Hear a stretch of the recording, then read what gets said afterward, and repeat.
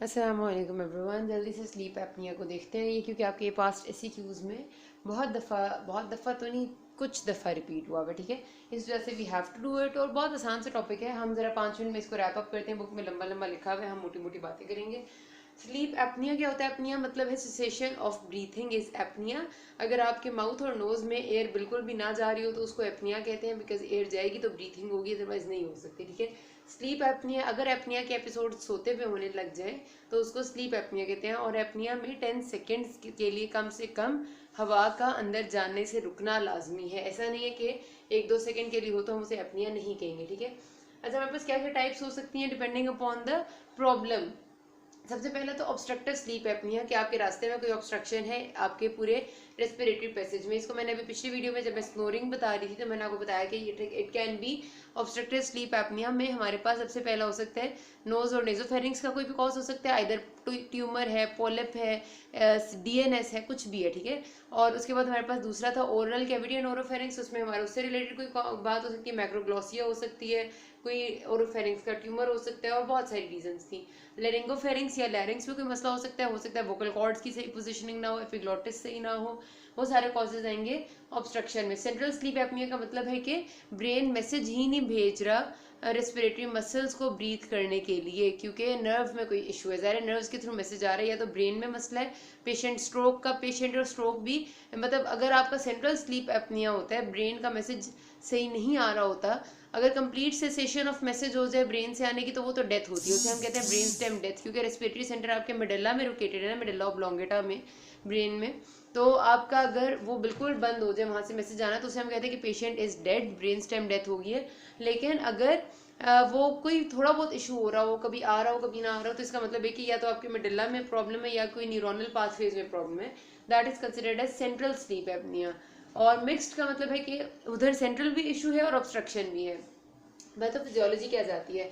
अब आप खुद सोचें कि जाहिर है एयर का और ऑक्सीजनेटेड एयर का अंदर आना इस वजह से बहुत ज़रूरी है ताकि हमारी बॉडी में ब्लड में ऑक्सीजन आए। अगर एयर नहीं आएगी किसी भी वजह से, हम ब्रीथ नहीं करेंगे 1-10 सेकेंड के लिए भी, तो भी एकदम से बॉडी में ब्लड में हमारे कार्बन डाइऑक्साइड का लेवल जो है वो बढ़ जाएगा और ऑक्सीजन का लेवल कम हो जाएगा।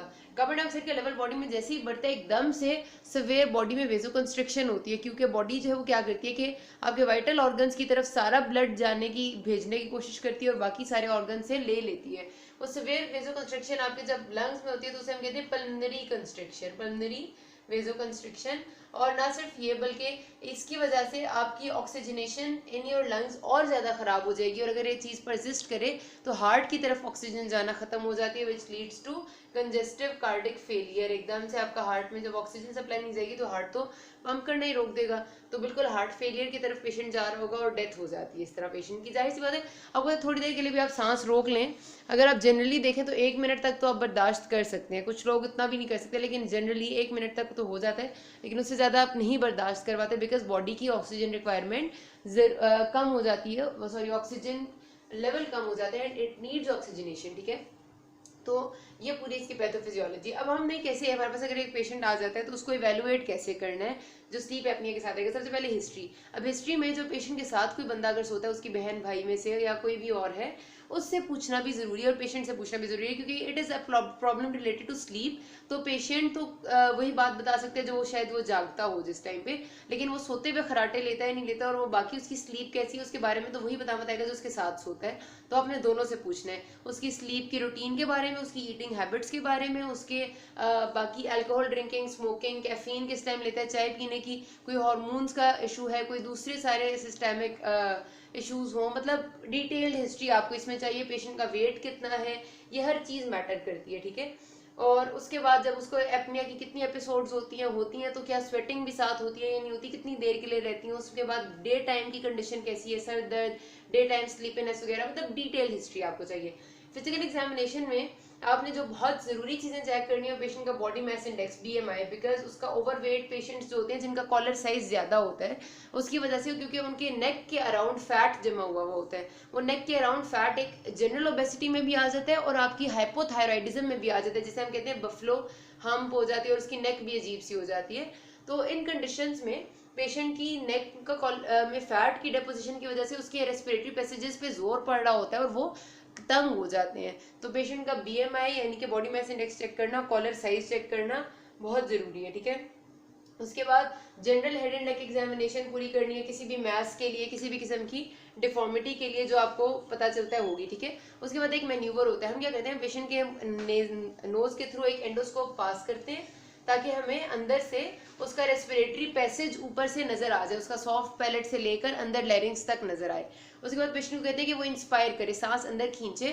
तो जब वो सांस अंदर खींचते तो हमें पता चलता है कि सारे मसल्स, फेरिंग्स, लैरिंग्स, सॉफ्ट पैलेट किस तरह मूव करें। अगर वहाँ की एबनॉर्मेलिटी होती है तो वो हमें नजर आ जाती है। और इस मैन्यूवर को यानी इस चीज को एंडोस्कोप पास करना और पेशेंट से उसके बाद ये कहना कि इंस्पायर करे, से कहते हैं मुल्लर्स मैन्यूवर, ठीक है।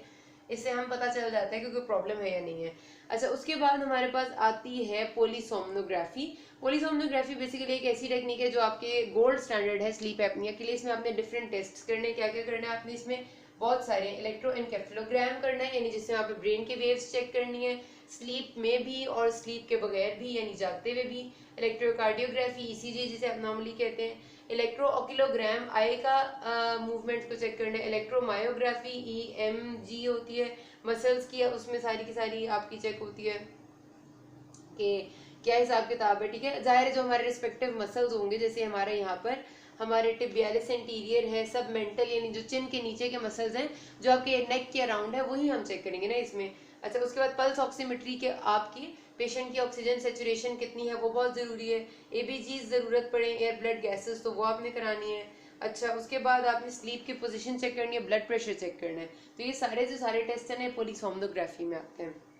एक और बात होती है स्प्लिट नाइट पोलीसोमनोग्राफी के, हम इसमें क्या करते हैं कि पेशेंट की स्लीप के जो फर्स्ट पार्ट है उसमें सारे के सारे ये पोलीसोमनोग्राफी के टेस्ट करते हैं, और जो सेकंड पार्ट होता है उसमें हम उसका CPAP लगाते हैं। वो मैं आपको डिटेल से बताती हूँ कि क्या होता है, कंटिन्यूस पॉजिटिव एयरवे प्रेशर। लेकिन ये रिकमेंडेड बात नहीं है, स्प्लिट पोलीसोमनोग्राफी इज नॉट रिकमेंडेड, क्योंकि ये जितनी भी चीज़ें हमने चेक करनी है ना ये सारी की सारी ज़्यादा अच्छी एलिसिटोरी होती हैं सेकेंड पार्ट ऑफ स्लीप में। तो अगर हम इनको फर्स्ट पार्ट ऑफ स्लीप में चेक कर लेंगे तो हमारी बहुत सारी फाइंडिंग्स मिस हो जाएंगी। तो इसलिए इनको सेकेंड पार्ट में ही चेक करना चाहिए और CPAP को अगली रात में या नेक्स्ट स्लीप में चेक कर लेना चाहिए जो पॉजिटिव एयरवे प्रेशर है, ठीक है। अच्छा, उसके बाद हमारे पास आती है अब ट्रीटमेंट।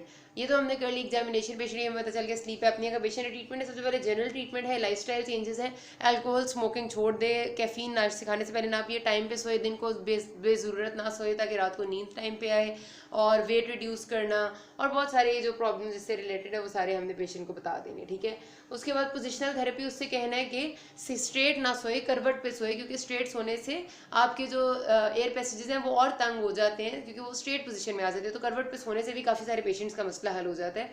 फिर इंट्राओरल डिवाइसेस, ये इंट्राओरल डिवाइसेस ना आपके या तो एक तरह की वो होती है जो टंग को अपनी पोजीशन में रखती है, छोटी सी डिवाइस होती है वो टंग को आपकी पोजीशन पे रखती है ताकि टंग आपकी बैक फ्लो ना हो या फिर ऊपर ना हो जाए, ताकि आपका रास्ता ना बंद हो जाए। कुछ आपके मैंडिबल को जो है वो थोड़ा सा आगे कर देती हैं, जो मैंडिबल को थोड़ा आगे कर देती हैं उन्हें मैड कहते हैं, और उसकी वजह से ये होता है कि आपका सॉफ्ट पैलेट जाके पीछे फेरेंजियल वॉल के साथ चिपकता नहीं है तो रास्ता खुला रहता है। लेकिन अगर इससे भी फायदा नहीं हो रहा तो फिर we give positive airway pressure, ठीक है।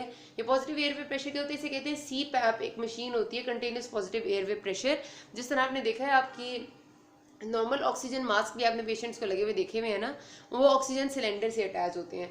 कंटिन्यूस पॉजिटिव एयरवे प्रेशर में हम ये करते हैं कि हम नॉर्मल एटमॉस्फेयर में, आपको पता है कि हमारा जो एयर प्रेशर है उससे ज़्यादा का एयर प्रेशर पे हम उसको देते हैं, मतलब उससे एटमॉस्फेरिक प्रेशर से प्रेशर ज़्यादा होता है। ऑक्सीजन सिलेंडर्स में तो हम ये करते हैं ना कि सिर्फ ऑक्सीजन दे रहे होते हैं पेशेंट को ज़रा ज़्यादा अमाउंट में।